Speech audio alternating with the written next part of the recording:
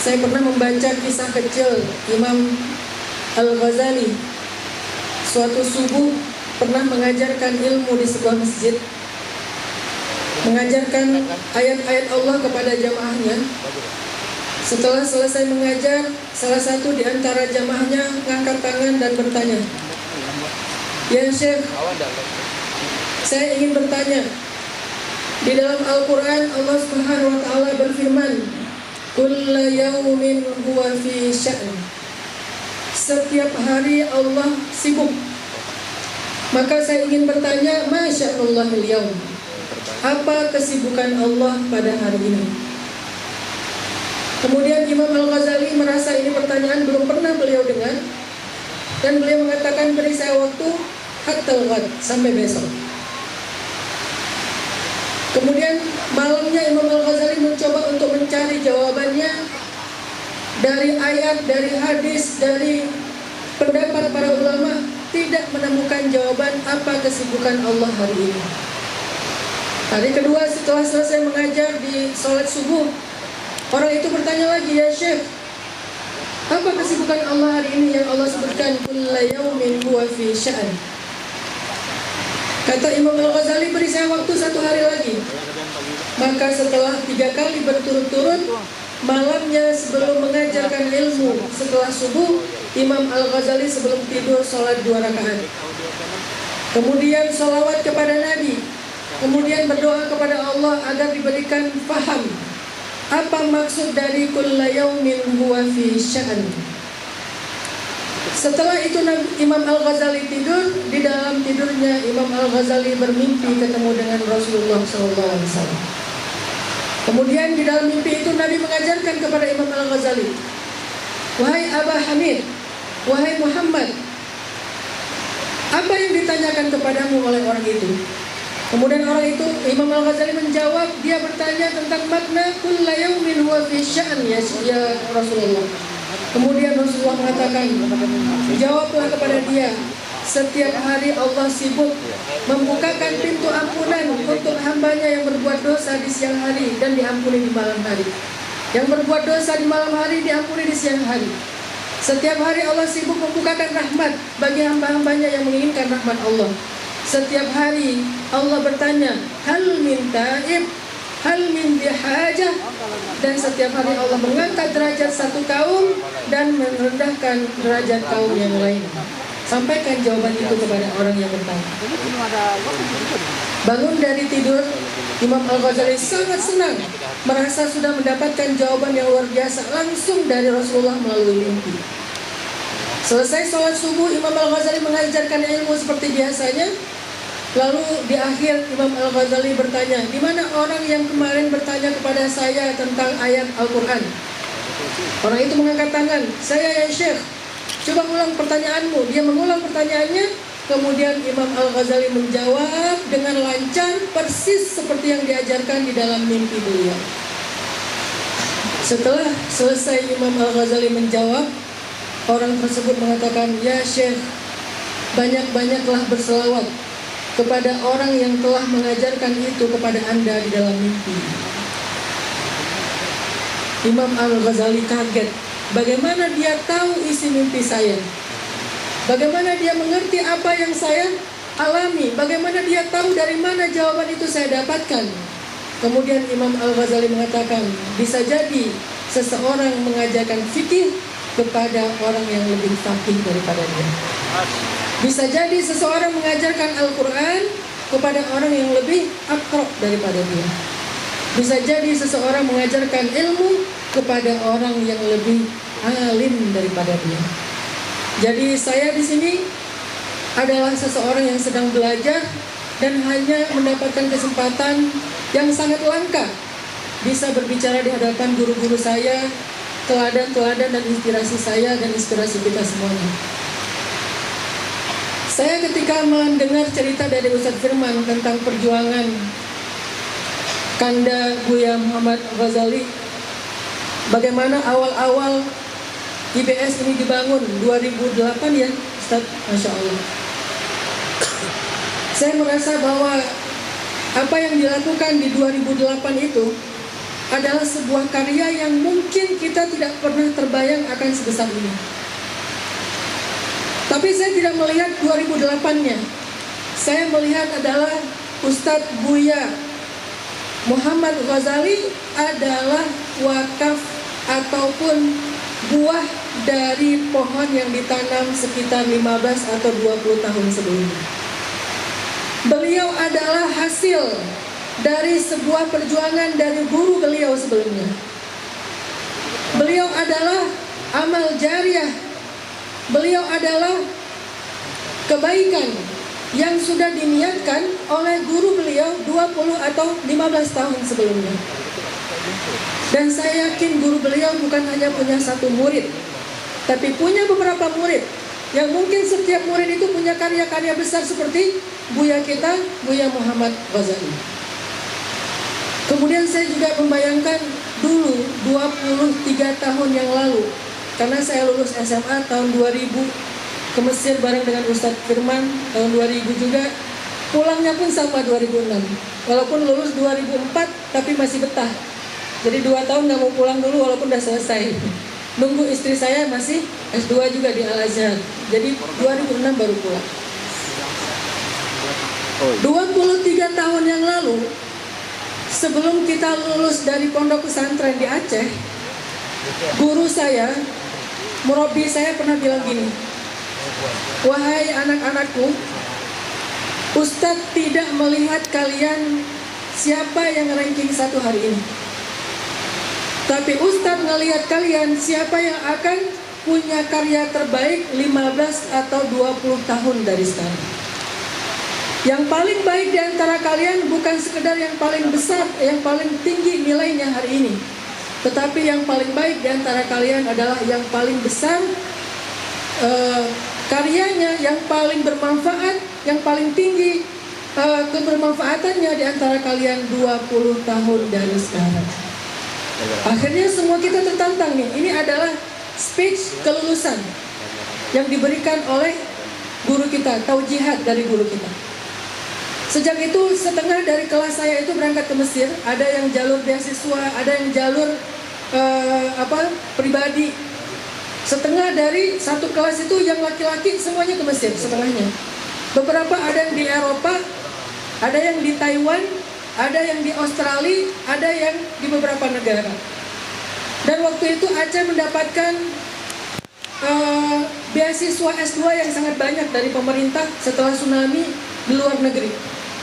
Setelah 15 sampai 18 tahun kemudian, kami pulang lagi. Di antara kami, kecuali saya, yang lain udah pada sukses, akademiknya hebat-hebat. Ada yang doktor, ada yang dokter spesialis, ada yang seorang peneliti, ada yang jadi dekan, dan seterusnya. Mereka adalah orang-orang yang hebat. Ketemu lagi dengan Ustadz. Kemudian Ustadz mengatakan, "Inilah yang saya tunggu dari kalian sekitar 20 tahun yang lalu." Maka di sini saya belajar dari Ustadz Muhammad Ghazali, dari guru saya, dari para asatidz di sini. Apa yang dibangun di IBS bukan sekedar sebuah madrasah. Apa yang dilakukan oleh para guru kita, asatidz kita di sini bukan sekedar membangun sebuah sekolah, tetapi membangun sebuah masa depan. Tetapi membangun sebuah fondasi peradaban. Bahkan para ulama suka menyebut madrasah itu sebagai rahimnya peradaban. Sehingga dari rahim itulah lahir para rijal, lahir para kesatria, lahir para pemimpin, lahir orang-orang hebat di masa yang akan datang 15-20 tahun dari saat itu. Dan hari ini saya melihat itu luar biasa di IBS. Punya lahan yang Masya Allah lebih dari 20 hektar. Yang awalnya 2,5 hektar, Allah mudahkan sampai 20 hektar lebih. Punya siswa yang sekarang aktif sekitar 1.500, kalau digabung dengan yang sudah lulus lebih dari 3.000. Saya hanya membayangkan Indonesia ini dipegang oleh 3.000 lulusan IBS akan jadi sehebat apa. Coba kita bayangkan 1.500 siswa IBS. Sepertiganya saja, ini hanya ilustrasi ya, sepertiganya ketika mereka mengambil peran 10 tahun lagi, 15 tahun lagi Indonesia, sepertiganya misalnya di antara mereka masuk ke dunia politik, menjadi politikus-politikus yang adil, islami, yang menjadi rahmatan lil alamin, sepertiganya. 500 itu berarti sudah memenuhi dewan di pusat. Anak IBS. Sepertiganya lagi, mereka menjadi pengusaha. Mereka memiliki usaha-usaha yang sukses dengan omset yang besar, yang kebermanfaatannya balik lagi kepada umat. Maka 500 pengusaha itu sudah menjadi satu asosiasi yang besar. Yang hari ini kita mengenal sahabat-sahabat saya juga di IRMI, teman-teman dari Kadin dan seterusnya. Mereka adalah orang-orang yang ketika berkolaborasi membuat sebuah karya besar untuk Indonesia. Sepertiga saja. Sepertiganya lagi adalah menjadi para pendidik, menjadi dosen, menjadi peneliti, menjadi guru, ustadz, ulama, dai. Akan jadi sehebat apa Indonesia dari lulusan-lulusan yang memiliki visi bahkan sejak mereka awal dididik. Jadi Indonesia ini punya harapan yang sangat besar, Bapak Ibu, teman-teman sekalian. Salah satu di antara harapan besar Indonesia itu ada di antara anak-anak muda yang menjadi siswa atau santri hari ini. Di tangan mereka lah Indonesia akan menjadi sesuatu. Sehingga kalau anak muda kita sekarang menghabiskan usia mudanya hanya di depan kamera untuk joget, lalu mereka menjadi sad boy, bisakah kita bayangkan 10-15 tahun lagi Indonesia akan jadi seperti apa? Kalau anak mudanya hari ini adalah anak-anak muda yang senangnya goyang, muncul istilah pargoy dan seterusnya, kebayang gak 15 tahun lagi anak muda Indonesia akan jadi seperti apa? Saya sejak pulang dari Mesir, dulu dapat amanah dari dosen dakwah saya. Saya punya dosen favorit. Dosen saya ada dua yang favorit saya. Yang pertama adalah Dr. Abdurrahman Uwais. Semoga beliau mendapatkan pahala syahid. Beliau terbunuh dalam Robiah. Saya satu kawasan dengan beliau, tinggalnya di daerah Matoria. Belajar juga di masjid beliau selain di kampus. Beliau mengajarkan tafsir. Dosen kedua favorit saya di Al-Azhar itu adalah Dr. Ahmad Zaid, dokter dakwah. Sebelum saya pulang, padahal saya ngambilnya jurusan tafsir, tapi senangnya di fakultas dakwah. Sebelum saya pulang, beliau nitip satu amanah ke saya. Kata beliau, dulu nama saya di Mesir bukan Hanan, Ustaz, Bilal. Saya suka azan di Burus, makanya dipanggilnya Bilal. Jadi namanya berubah-ubah. Ustaz Firman pasti nggak kenal Hanan itu yang mana sih, karena nggak ada Hanan di Mesir. Bilal, kata beliau, kalau kamu pulang ke Indonesia, saya titip satu amanah kepada kamu. Apa, dokter? Buatlah satu program dakwah khusus untuk anak muda di Indonesia. Padahal saya bukan mahasiswa yang pintar, bukan yang nilainya mumtaz, bukan yang paling sering muncul di kelas. Mungkin karena sering ngobrol di luar kelas saja. Sehingga beliau mengatakan, saya titip ke kamu satu amanah, buatlah program khusus buat anak muda di Indonesia. Gak usah mikir yang lain-lain. Sehingga ketika saya pulang dari Mesir 2006, hal yang pertama saya lakukan adalah saya ingin meriset anak muda di Indonesia. Saya tidak mau membuat program yang sifatnya hanya spontan. Saya ingin membuat program yang sifatnya sustain. Ada kurikulumnya sampai 20 tahun ke depan, 15 atau 20 tahun ke depan. Ada periodisasi yang akan kita berikan kepada anak muda untuk dakwah. Mulailah saya belajar lagi, riset tentang dunia anak muda, masuk ke tengah-tengah dunia anak muda. Saya mulai belajar dunia anak muda, hobinya apa? Oh, ternyata skateboard, saya main skateboard. Ustadz pertama di dunia yang main skateboard itu ada di Indonesia. Walaupun gak penting, saya main skateboard. Setelah selesai main skateboard, senang main skateboard, mengerti dunia street culture, Rastafarian. Oh, seperti ini anak street. Oh, ini hal-hal yang menurut mereka bid'ah. Oh, ini hal-hal yang menurut mereka itu batil. Ini yang bikin mereka ilfil. Ini adalah tokoh-tokoh mereka. Sehingga saya mulai paham tentang dunia anak muda. Kata mereka, ada yang lebih tua daripada skateboard, besar apa? Surfing. Skate itu lahir gara-gara ketika ombaknya cukup kecil, mereka nggak bisa main, akhirnya mainnya di bowl namanya, main skate. Berarti ada yang lebih tua sejarahnya. Apa surfing? Saya belajar surfing. Sampai ke gulung ombak, kehantam batu, karang dan seterusnya, berdarah-darah. Sampai saya ngerti tentang dunia anak-anak surfing. Lalu main lagi anak motor, anak gunung dan seterusnya, main free dive, cliff dive, loncat dari tebing. Yang ekstrim-ekstrim dipelajari demi untuk riset dunia anak muda itu kayak gimana. Akhirnya saya menyimpulkan anak muda itu ada 4 ring. Ring 1 adalah aktivis. Banyak di masjid, di kampus, di sekolah, di organisasi, di pesantren. Ini ring 1. Ring 2 adalah anak yang sudah ngaji, hijrah, tetapi tidak mau jadi aktivis. Ring 3 anak main, anak nongkrong, anak gaul. Dan ring 4 cenderung ke arah kriminal, baik kriminal fisik maupun kriminal pemikiran, yaitu liberal. Dari 4 ring ini akhirnya saya memutuskan saya akan berdakwah di ring 3 dan ring 4, tidak di ring 1 dan ring 2. Kenapa? Ilmu saya terbatas. Saya nggak bisa bikin pondok pesantren karena saya bukan kiai, karena saya bukan alim. Saya hanya dai biasa. Kemudian akhirnya saya putuskan saya akan bikin dakwah khusus di ring 3 dan ring 4 dengan metode yang cocok buat mereka. Dulu di Mesir saya pernah hadir sebuah multaqa, Ustaz. Judulnya pentingnya tajdidul mustalahat di dalam dakwah. Pentingnya pembaharuan istilah dalam dakwah. Ayat yang disampaikan waktu itu, wa ma arsalna min rasulin illa bilisani qaumihi liyubayyina lahum. Menggunakan lisanul kaum, bahasa kaumnya, diksi kaumnya.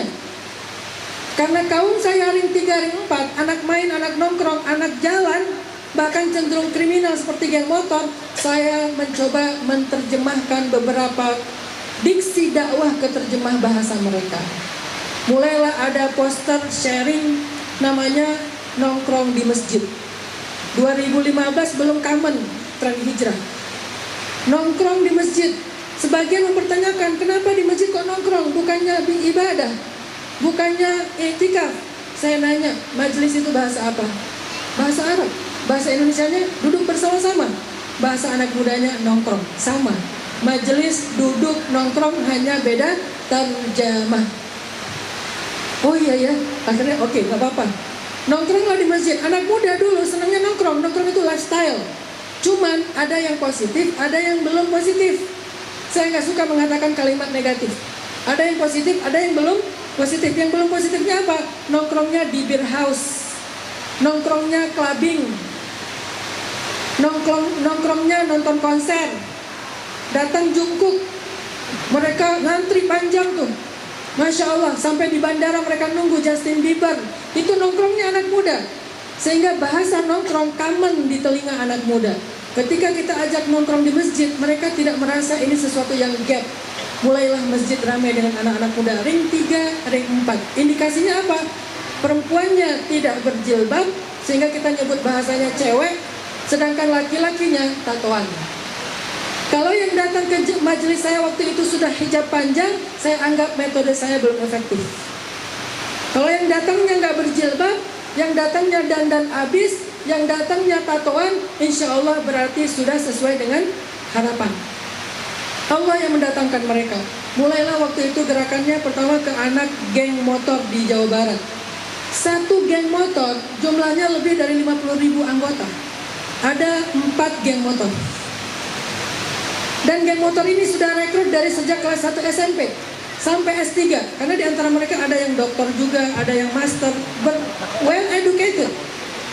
Tetapi masa remajanya, masa SMP SMA-nya, mereka tergabung dengan geng motor, bukan senang motor, senang tawuran. Karena kalau yang senang motor namanya bukan geng motor, klub motor. Beda antara geng sama klub. Kalau klub senangnya misalnya motor besar, motor matic, motor apa, mereka ngumpul dengan jenis motor yang sama. Kalau geng motornya beda-beda, tapi semangatnya sama, yaitu semangat tawuran. Ada briges, ada ekstasi, ketemu di jalan, bacok.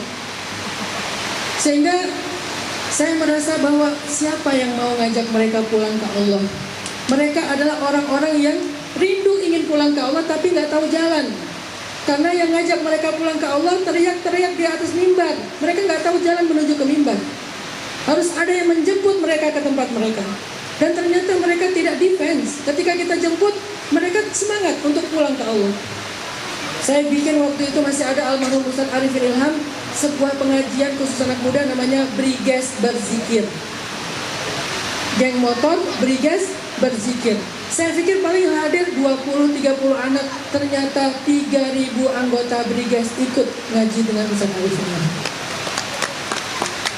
2.000 ada di dalam masjid, 1.000-nya di luar masjid. Padahal masjidnya masih kosong. Saya tanya, kenapa kalian gak masuk ke masjid? Apa jawaban mereka? Ustaz, kami ini orang-orang kotor, gak merasa layak masuk ke tempat suci. Saya bilang masjid itu bukan tempat orang suci. Masjid itu tempat orang bersuci. Orang yang mutahharin, orang yang ingin menyucikan diri mereka. Maka datanglah, masuklah, gak apa-apa. Allah maha pemurah, Allah maha penyayang. Qul ya ibadiyalladzina asrafu akhirnya saya tausiah di luar masjid. Ustaz Arifin tausiah di dalam masjid, saya tausiah di luar masjid. Mereka mulai masuk. Alhamdulillah sejak itu geng motor berubah menjadi ormas yang resmi, yang di dalamnya ada divisi dakwah. Untuk pertama kalinya geng motor punya divisi dakwah. Amanah dari guru saya Dr. Ahmad Zaid. Selesai geng motor, alhamdulillah empat-empatnya mereka mulai hijrah secara ofisial, walaupun anggotanya gak 100%. Kita bikin mu'akhad baina geng motor, persaudaraan, karena itu salah satu program Nabi di Madinah, mempersaudarakan antara geng motor. Kalau dulu mempersaudarakan antara Aus, Khazraj, Muhajirin dan Ansar, sekarang antar Briges, XTC, Moonrakers, GBR. Kapan terjadi acaranya? Kita kasih nama ngabuburait. Sambil nunggu waktu berbuka, kita bikin semacam konser. Waktu itu masih ada Ustaz Ahmad Hariawan, Gubernur Jawa Barat, bareng dengan Ustaz Ahan. Kita ajak tokoh-tokoh anak-anak yang motor, mu'ahad, deklarasi damai. Akhirnya mereka damai. Selang beberapa lama kemudian pandemi.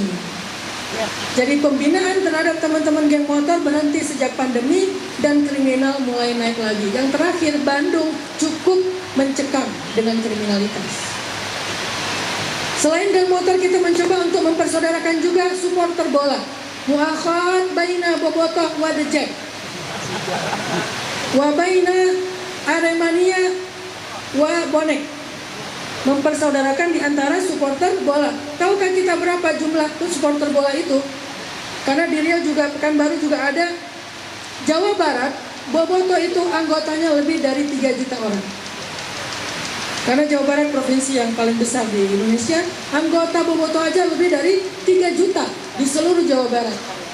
Sehingga kalau bisa memuakhadkan baina dua supporter bola ini, Masya Allah. Tapi qadarullah karena pandemi saya baru mampu sampai ke teman-teman Bobotoh. Tapi itu juga dampaknya luar biasa, bukan karena saya, karena memang mereka tangan untuk pulang kepada Allah. Yang terjadi apa? Alhamdulillah ketika tokoh-tokohnya sudah mulai hijrah, panglimanya yang biasanya nggak pakai baju, tatoan, nabuh drum gitu di depan stadion, kemudian yang lain semuanya bernyanyi yel-yel. Alhamdulillah panglimanya umroh, kemudian hijrah. Tadinya namanya Yana Boal, setelah hijrah menjadi Yana Omar. Sebelum hijrah Yana Boal menjadi Yana Omar. Ketika Omarnya sudah hijrah, Amirnya sudah hijrah, sebagian besar dari anggota-anggotanya yang senior-senior hijrah. Termasuk pemain Persib hijrah, mulai ngaji ke masjid kita, mulai belajar Al-Quran, mulai bikin ta'lim. Dan terakhir yang luar biasa adalah karena mereka sudah jadi basis sosial, mereka bisa merubah kebijakan. Apa kebijakannya? Merubah jam tanding. Yang tadinya tanding menjelang maghrib, sehingga pasti maghribnya kelewat. Akhirnya mereka desak untuk berubahlah jam tanding Persib. Kalau lagi kandang, tandingnya setelah maghrib. Karena mereka sudah ada antusiasme untuk sholat maghrib, kita sediakan masjid portable di depan stadion, dengan tempat wudhu juga yang kita sediakan secara darurat. Alhamdulillah walaupun gak semuanya, tapi ada ratusan, bahkan hampir 1.000 orang dari mereka sebelum bertanding sholat jamaah dulu di luar stadion. Masuk ke stadion, apa yang terjadi? Karena panglimanya sudah jadi Umar, sebelum pertandingan Persib, dia tidak lagi memimpin yel-yel saja, tetapi memimpin membaca Al-Fatihah dan membaca salawat satu stadion. Cuman ada satu ekspresi yang bukan dari saya, tapi inisiatif mereka yang kemudian mereka didenda gara-gara ketika gol mengibarkan bendera Palestina. Karena ini dianggap pelanggaran, kena denda. Untuk pertama kalinya bendera Palestina berkibar dalam pertandingan bola. Lalu saya dekati anak-anak BFC. BFC itu Bandung Fighting Club. Anak-anak klub tanding tarung bebas. Alhamdulillah ketuanya dekat dengan saya, kemudian kita diskusi bareng. Untuk pertama kalinya ada pertandingan semacam UFC, tarung bebas tingkat internasional, karena petarungnya didatangkan dari Thailand, dari Amerika, dari mana-mana, dengan petarung Indonesia. Ketika mereka menang dalam setiap partainya, alhamdulillah dari 5 partai 4 dimenangkan oleh orang Indonesia. Saya hadir. Partai yang paling berat itu melawan petarung dari Amerika. Ketika dia dikunci, saya langsung zikir, la haula wala quwata illa billah, la haula wala quwata illa billah. Ketika dia bisa lepas, saya langsung takbir, Allahu Akbar. Aneh, ini pertandingan tarungnya. Tapi Masya Allah, ketika dia menang, 4 petarung Indonesia yang menang itu mengibarkan 2 bendera, bendera Indonesia, bendera Palestina. Untuk pertama kalinya bendera Palestina berkibar di ring tarung bebas. Di sanalah saya mencoba untuk berdakwah fokus di anak-anak street, anak-anak skateboard, anak-anak main, anak-anak nongkrong, pang dan seterusnya. Karena saya melihat mereka kasihan. Mereka tidak mau masuk pesantren karena mereka merasa tidak mampu secara finansial. Mereka tidak masuk pesantren karena mereka merasa tidak mampu secara mungkin akademik. Mereka orang-orang yang kurang beruntung secara akademik. Akhirnya karena saya tidak bisa bikin pesantren, saya bikinlah pesan lewat tren.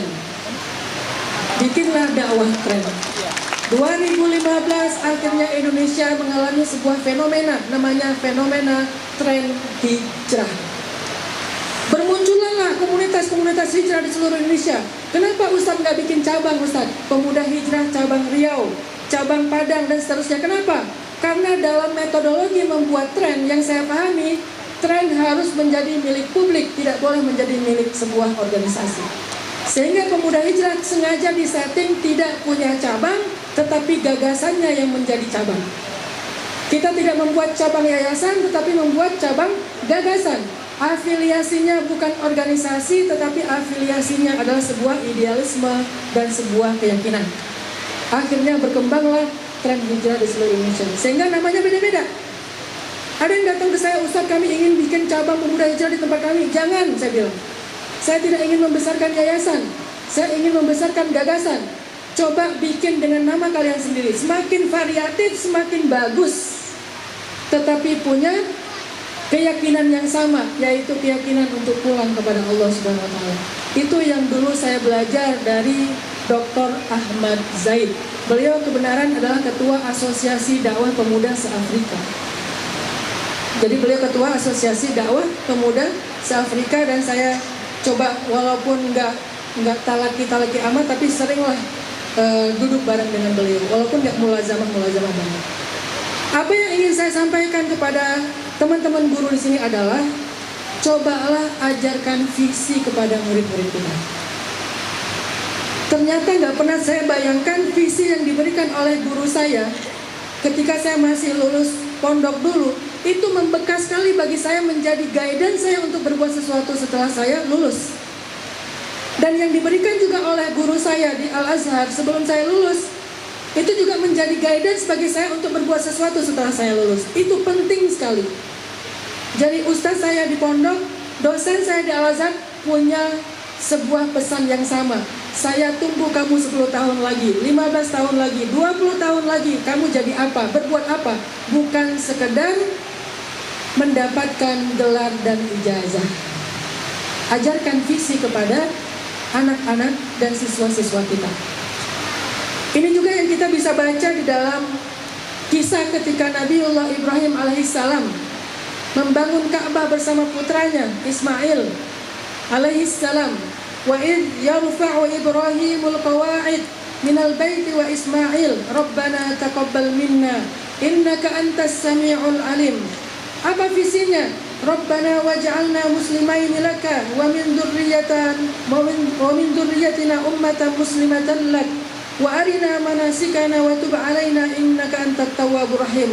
Kalimat visinya adalah Rabbana wa ba'ats fihim rasulan minhum yatlu alaihim ayatika wa yu'allimuhumul kitab wal hikmah wa yuzakkihim innaka antal azizul hakim.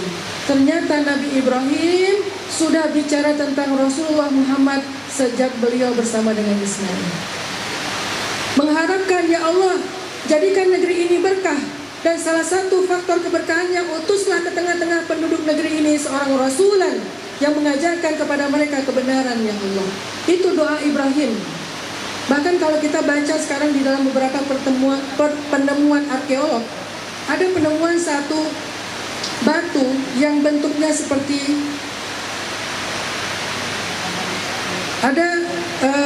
penemuan satu batu yang bentuknya seperti kayu.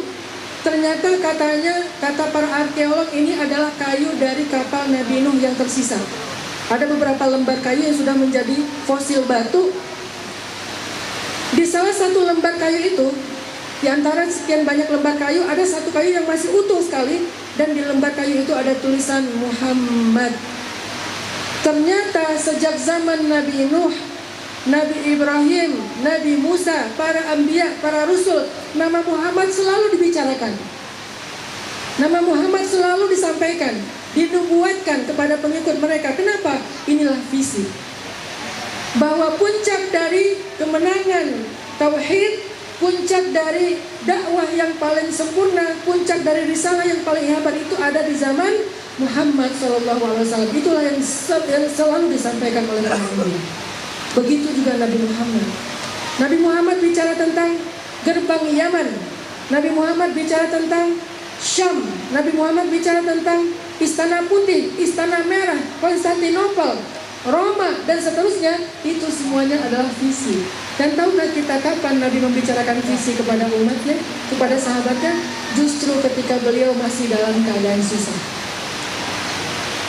Ketika Nabi hijrah, dikejar-kejar oleh Suraqah bin Malik.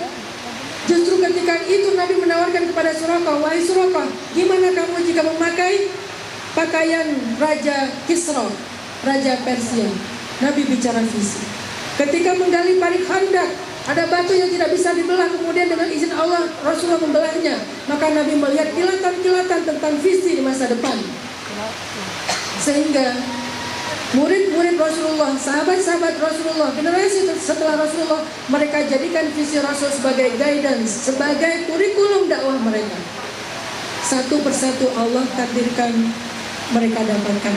Salah satu di antara puncaknya adalah yang Allah berikan kepada Muhammad Al-Fatih, yaitu Konstantinopel.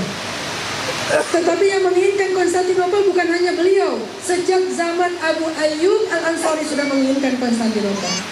Makanya Abu Ayyub datang ke sana jauh-jauh, tetapi tidak Allah takdirkan di zaman beliau. Walaupun bukan kalah, kaum muslimin tidak pernah kalah. Karena kemenangannya ada dua, antara di dunia atau di akhirat. Tetapi Allah tidak takdirkan untuk Abu Ayyub Al-Ansari, Allah takdirkan untuk Muhammad Al-Fatih.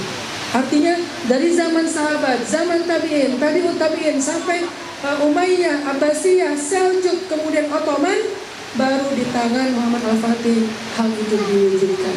Ini namanya visi.